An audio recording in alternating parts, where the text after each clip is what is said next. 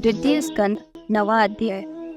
बहुत रूप वाला परमात्मा माया करके बहुत रूप वाला प्रतीत होता है और इस माया के गुणों में रमण करता हुआ यह मेरा है, यह मैं हूँ ऐसे जानता है।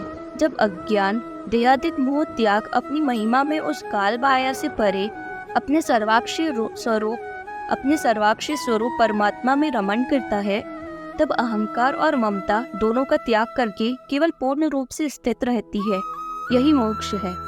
निष्कपटता से सेवा किए हुए भगवान ब्रह्मा को अपना रूप दिखाया और आत्म तत्व शुद्धि के अर्थ आत्म तत्व का सत्य उपदेश किया। सो मैं कहता हूँ, आदिदेव जगत के परम गुरु श्री ब्रह्मा जी अपने काल रूप आसन पर बैठकर जगत रचने का विचार करने लगे, परंतु इस सृष्टि रचने की योग्य दृष्टि को नहीं प्राप्त हुए कि जिससे यह जगत रचने की विधि ठीक होवे। सो एक समय ब्रह्मा जी जब ऐसे विचार कर रहे थे, तब जल में से 2 शब्द 2 बार निकले, तब करो तब करो। यह ब्रह्मा ने सुन स्पर्श संज्ञक अक्षरों में 16वां त और 21वां प वर्ण है, अर्थात तप तप ऐसा सुना। यह दोनों अक्षर निष्कीचन अर्थात किसी वस्तु की नहीं चाहना करने वाले मुनिजनों की परम धन है। मुनियों का तपोधन नाम प्रसिद्ध है। तप तप ऐसा शब्द सुनकर उस शब्द के कहने वाले को देखने की इच्छा से ब्रह्मा जी ने सब दिशाओं की ओर देखा, परंतु वहाँ कुछ भी नहीं दिखा। तब अपने कमल रूप आसन पर बैठ तप को अपना हितकारी समझकर और उपदेष्टा के उपदेश को सम्मान मानकर तप करने में मन लगाया। पवन मन अर्थात प्राणवायु को रोक कर और ज्ञान इंद्रियों व कर्म इंद्रियों को जीत कर तपस्वियों में अति तपस्वी सफल दर्शन वाले ब्रह्मा ने सावधान मन से देवताओं के 1000 वर्ष पर्यंत संपूर्ण लोकों को प्रकाशित करने वाला तप किया। तब उस ब्रह्मा के तप से प्रसन्न हुए भगवान ने अपने वैकुंठ लोक को दिखाया कि जिससे उत्तम अन्य लोक नहीं है, जहाँ रजोगुण और तमोगुण नहीं, रज तम मिला सत्व जहाँ नहीं, शुभ सत्व स्थित है। काल का पराक्रम यहाँ नहीं चलता और जहाँ माया का नाम नहीं, तो वहाँ राग द्वेष काम क्रोध आदि की क्या सामर्थ्य है। भगवान के पार्षद जहाँ हैं, जिनका भजन सुर असुर दोनों करते हैं, उन पार्षदों का वर्णन करते हैं। सुंदर श्याम और उज्जवल स्वरूप, कमल समान नेत्र, पीताम्बर धारण किए, अति शोभ्यमान, अति सुकुमार, चतुर्भुजधारी, जगमगाती उत्तम मणियों की जड़ाऊ पादक आदि आभूषण धारण किए, सुंदर तेज वाले और मूंगा वैडूर्य मणि से विराजमान और कमल नल सिर के रंग वाले, अति तेज वाले, दैदीप्यमान कुंडल मुकुट मालाओं से विभूषित ऐसे सब पार्षद हैं। वे सामवेद का गान कर रहे हैं, चारों ओर से विभु भगवान को नमस्कार कर रहे हैं। कहीं हरि कीर्तन करते हैं, प्रशंसा करते हैं और कहीं गुणगान करते हैं। जो वैकुंठ लोक महात्माओं की दैदीप्यमान विमानों की पंक्तियों करके चारों ओर से व्याप्त है और विमानों में बैठी हुई उत्तम स्त्रियों से वैकुंठ लोक ऐसे विभूषित है जैसे बिजली सहित मेघमाला से आकाश शोभित होता है। और वहाँ वैकुंठ लोक में द्रौपदी महालक्ष्मी जी श्री नारायण के चरणों में अनेक विभूतियों से नमन करती और हिंडोले में झुलाती है। बसंत ऋतु में अनुचर रम्रगण गुंजार करते हैं और अपने प्रिय प्रीतम के गुण गाती और आनंद से झूल रहे हैं। उस वैकुंठ में संपूर्ण भक्तों के पति लक्ष्मीपति, यज्ञपति, जगतपति, सुंदर नंद प्रबल, अहर्निल आदि अपने मुख्य पार्षदों करके सेवित प्रभु भगवान का ब्रह्मा जी ने दर्शन किया तथा भक्तों को वर देने में तत्पर, आनंददायक नेत्रों से शोभित, प्रसन्न हास और कमल समान नेत्रों से शोभायमान मुख वाले, मुकुट और कुंडल तथा 4 भुजाओं को धारण किए, पीताम्बर पहिरे, हृदय में श्रीजी विराजमान हो रही और उत्तम सिंहासन पर विराजमान प्रकृति, पुरुष, महत्वत्व, अहंकार, यह 4 और 11 इंद्रियों, पंचतन मात्र इन 25 शक्तियों से युक्त तथा अपने सब स्वाभाविक ऐश्वर्यों से युक्त और अपनी अणिमादिक सिद्धियों से युक्त अपने ही धाम में सर्वदा रमण करने वाले ऐसे भगवान का ब्रह्मा जी ने दर्शन किया।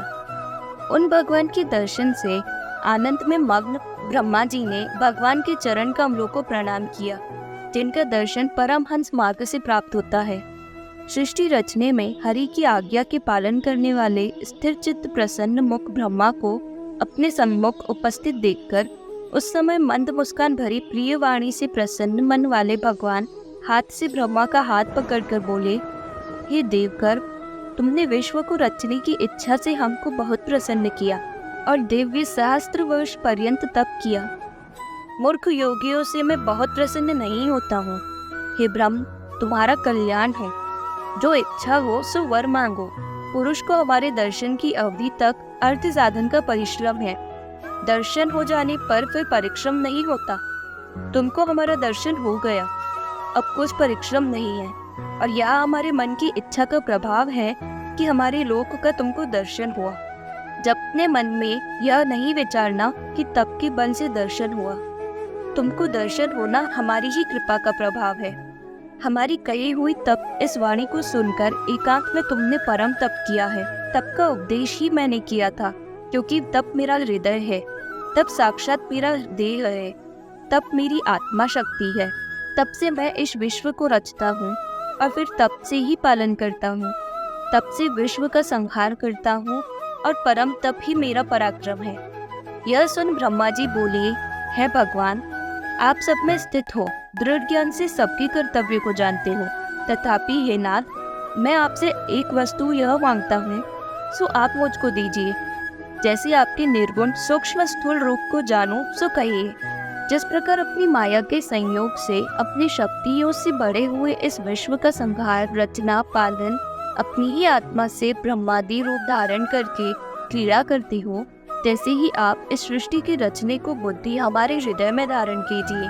यह हमारी प्रार्थना है।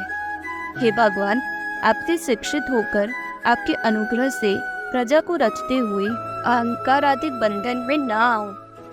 ब्रह्मा के मोह छुड़ाने के अर्थ भगवान कहते हैं कि हे ब्रह्म, हमारा अत्यंत छिपा हुआ शास्त्रोक्त ज्ञान जो अनुभव भक्ति संपूर्ण साधन सहित है, सो वर्णन करता हूँ। सुनो, स्वरूप से जैसा मैं हूँ वैसा मेरा स्वभाव है। जो रूप गुण कर्म है वैसा ही तत्व विज्ञान मेरे अनुग्रह से तुमको होवे। इस जगत में पहले या पीछे मैं ही रहता हूँ और जो यह विश्व है सो मैं ही हूँ। प्रलय उपरांत जो शेष रहता है सो मैं हूँ। जैसे सुवर्ण को अनेक अलंकार अनेक रंगों में धारण करने को बनते हैं, नाम रूप पृथक पृथक होते हैं, फिर वे जब सब गला दिए जाते हैं तब स्वर्ण को स्वर्ण ही कहते हैं। आभूषणों का नाम रूप सब नष्ट हो जाता है। वास्तव में अर्थ बिना जो प्रतीत होता है और आत्मा में प्रतीत नहीं होता है, उसको मेरी माया जानो। जैसे दो चंद्रमा नहीं है और प्रतीत होते हैं, और राहु ग्रह मंडल में विद्यमान होने पर भी प्रतीत नहीं होता है, ग्रहण के समय प्रतीत होता है, तैसे ही मेरी माया कार्य द्वारा प्रतीत होती है, प्रकट नहीं प्रतीत होती है। जैसे पंच महाभूत सब उत्तम मध्यम प्राणियों में अप्रविष्ट के समान विदित होते हैं, तैसे ही उनमें मैं हूँ और नहीं हूँ ऐसा विदित होता है। यही मेरी सत्ता है। सब ठोर सब काल में जो प्रतीत होता है सो अन्य व्यतिरेक करके आत्मा ही प्रतीत होता है। कार्यों में कारण भाव करके जो अनुवृत्ति है उनको अन्वय कहते हैं। जैसे मृत्तिका है तो घड़ा भी है, स्वर्ण है तो कुंडल भी है, और कर्णावस्था उससे अलग रहने का व्यतिरेक कहते हैं। जैसे मृत्तिका स्वर्ण नहीं है तो घड़ा और कुंडल भी नहीं है। भगवान कहते हैं, हे ब्रह्म, एकाग्र चित्त से जो तुम इस मत में अच्छे प्रकार स्थिर रहोगे तो तुम कल्पों में कभी मोह को प्राप्त नहीं होगे। श्री सुखदेव जी बोले, इस प्रकार ब्रह्मा जी को उपदेश करके भगवान ब्रह्मा जी के देखते देखते अंतर्ध्यान हो गए। अंतर्ध्यान हो जाने के उपरांत श्री ब्रह्मा जी ने हरि भगवान को हाथ जोड़कर स्तुति करके संपूर्ण भूतमय इस विश्व को पहले के समान रचा। प्रजापति ब्रह्मा जी एक समय प्रजा के कल्याण की इच्छा करते हुए अपनी स्वार्थ की कामना से यम नियमादिकों को रच यम और नियमों से स्थित हुए। उन ब्रह्मा के पुत्रों में प्यारे अनुरागी श्री नारद जी शील, नम्रता, दंभ आदि गुणों से पिता की सेवा करने लगे। हे राजन, विष्णु भगवान की माया को जानने की इच्छा कर महामुनि श्री नारद जी ने अपने पिता ब्रह्मा को प्रसन्न किया। लोकों के पितामह ब्रह्मा को प्रसन्न जानकर नारद जी ने पूछा जो तैने पूछा है। उस नारद मुनि पुत्र को प्रसन्न मन ब्रह्मा जी ने नारायण को कहा हुआ यह 10 लक्षणों वाला भागवत पुराण सुनाया। हे राजन, सरस्वती नदी के तट पर श्री नारद जी ने परब्रह्म की ध्यानी माँ तेजस्वी व्यास मुनि को यह भागवत सुनाया। जो तुमने हमसे यह पूछा कि विराट पुरुष से यह जगत कैसे होता है, सो यह जगत हुआ। सो और अन्य संपूर्ण तुम्हारे प्रश्न उनका यथार्थ वर्णन करूंगा। 9वां अध्याय समाप्त।